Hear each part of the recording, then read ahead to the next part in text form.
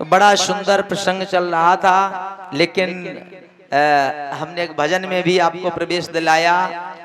गिरगिट की चर्चा चल रही थी, सुंदर स्वरूप बना कौन था। बच्चों ने पूछा महाराज ये कौन है। देखते देखते एक आकाश विमान आया, विमान पर बैठ करके वो गिरगिट पुरुष के रूप में जाने लगा। कहा कौन है। गुरुजी ने भगवान श्री कृष्ण ने कहा कि इन्हीं से पूछो। विमान रोका। महाराज रुको, आप तो गिरगिट थे, ये कैसे आपका इतना सुंदर स्वरूप हो गया। कौन है आप। कोई महापुरुष हैं, गिरगिट के स्वरूप में पड़े हुए थे। तब उन्होंने कहा कि हाँ सुनो, मेरा नाम नृग है। सुनो कथा, मेरा नाम नृग है और मैं पूर्व जन्म में बहुत बड़ा राजा था। मेरा नाम नृग है। बोले फिर आप गिरगिट कैसे बने। इसके लिए सुनो, मैंने अपने जीवन में बहुत सा दान प्रदान किया। केवल दान नहीं, बल्कि स्वयं की बहुत बड़ी गौशाला, उस गौशाला में जाने कितनी गायें पाली जाती, संख्या कुछ भी नहीं है। छोटी छोटी बछड़ी से लेकर के बड़ी बड़ी गाय हो जाती हैं, और जब बड़ी बड़ी गाय हो जाती हैं तो उनका नित्य प्रति उनको श्रृंगार करके सोने चांदी हीरे मोती जवाहरात से जड़ी हुई झूलों को पहना करके उनको ब्राह्मणों को दान देते थे। अब कल्पना करो, एक गाय नहीं देते थे, कितनी बड़ी गौशाला थी जिसमें असंख्य गायें दान देते थे। अब तो बच्चों को और चिंता हुई, बोले महाराज इतने बड़े दानी हो और फिर भी तुम गिरगिट बने पड़े हो, पूरी बात बताओ। बोले एक हमसे अपराध हो गया। क्या अपराध हो गया। बताया कि एक बार हमने एक गाय को ब्राह्मण को दान में दिया था, लेकिन रात्रिकालीन वो गाय धोखे से उसकी छूट गई और वो गाय हमारे गौशाला में पुनः किसी प्रकार से आ गई। हमारे मंत्रियों इत्यादि ने, जो उनके सेवादार थे, उन्होंने नहीं जान पाया, या यूं कहें कुछ लापरवाही रही होगी। प्रातःकालीन जब मुझे दूसरे दिन अवसर मिला गौदान का, तो मैंने दूसरे ब्राह्मणों को वो गाय दान में दी। फलस्वरूप वो लेके जा रहा था, उधर से पहला वाला ब्राह्मण अपनी गाय खो जाने की तलाश में कि मेरी गाय खो गई है, इसको वापस ढूंढूं। तो हो सकता है कि कहीं ऐसा ना हो, ढूंढने पर ना मिली तो सोचा कहीं गौशाले में ना चली गई हो, तो उधर जा रहा था। वो उधर से लेके आ रहे थे, ये गाय की तलाश में जा रहे थे। इन्होंने पहचानी, बोली तो गाय मेरी है। बोले चोर चोर चोर, तू चोर है। बोले मैं चोर नहीं हूं, मुझे तो राजा साहब, राजा नृग ने दी है। बोले ये तो हमको भी दी है उन्होंने। बोले फैसला होगा, चलो राज दरबार में पहुंचे। फैसला किया गया, राजा से पूछा गया, राजन तुम ये अपराध करते हो, गायों को पहले दान में देते हो, रात में खुलवा लेते हो। बोले महाराज ऐसा नहीं है। बोले नहीं है तो बताइए, क्या ये गाय तुमने हमें दान में दी। मेरी तरफ देखना जरा। बोले हाँ दी। दूसरे ने कहा हमको नहीं दी क्या, हमको दी नहीं क्या। बोले तुमको भी दी। बोले तो कौन ले। अब चुप। हमको दी। बोले हाँ दी, हाँ दी, हाँ दी। ब्राह्मणों ने क्रोधवश कहा कि तू गिरगिट की तरह गर्दन हिला रहा, जा तू गिरगिट हो जा। शापित हो गए।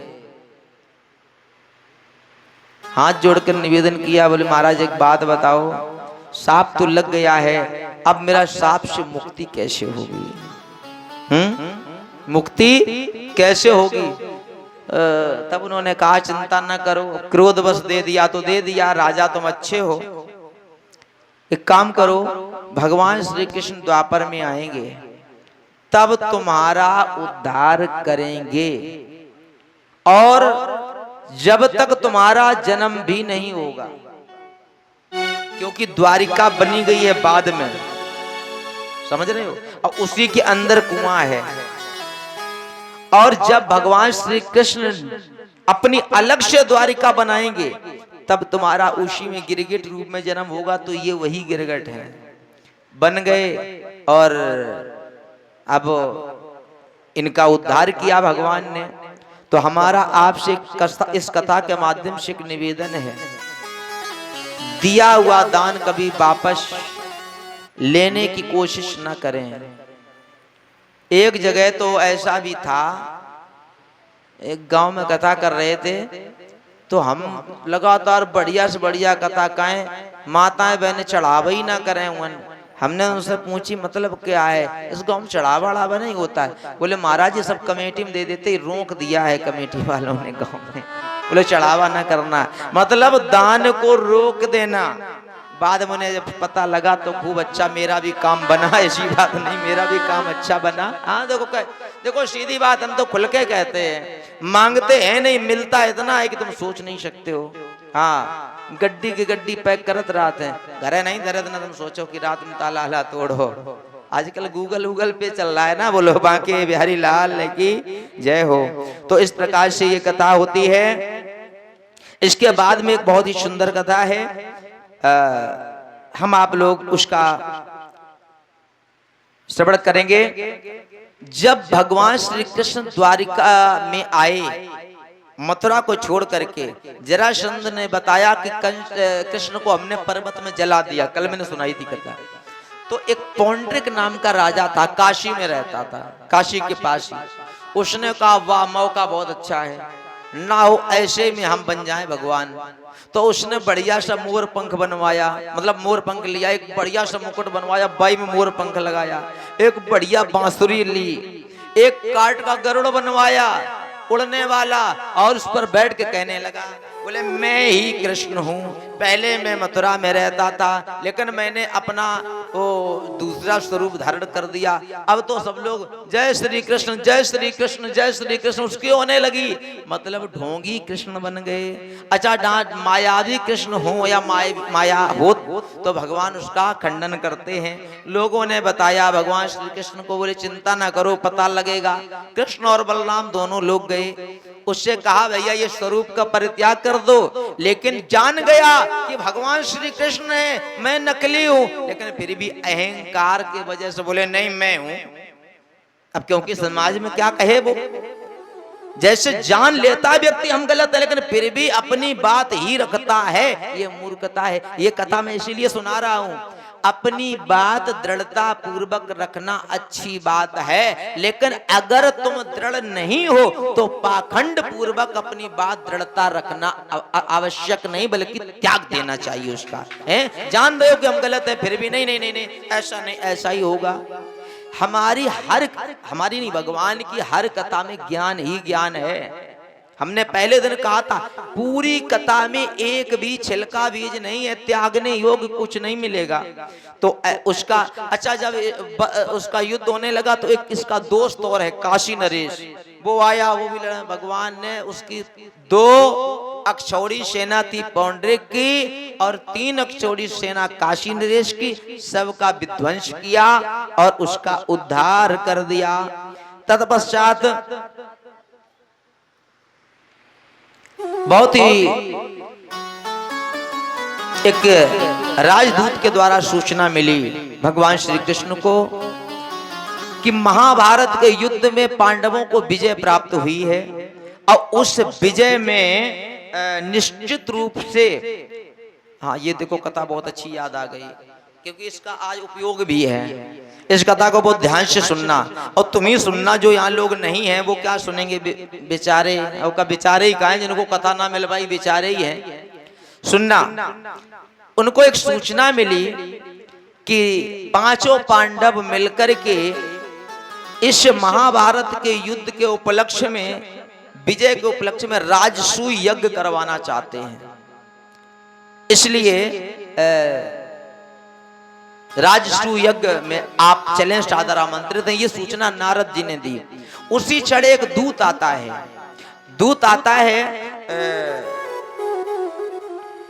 उसने सूचना दी, मगध से आता है, बोले महाराज जो जरासंध है उसने अपने घर में 1 नहीं 2 नहीं 20,000 राजाओं को कैद करके रखा है, और आज से नहीं बहुत पहले से अपने यहां बंदी बना के रखा है।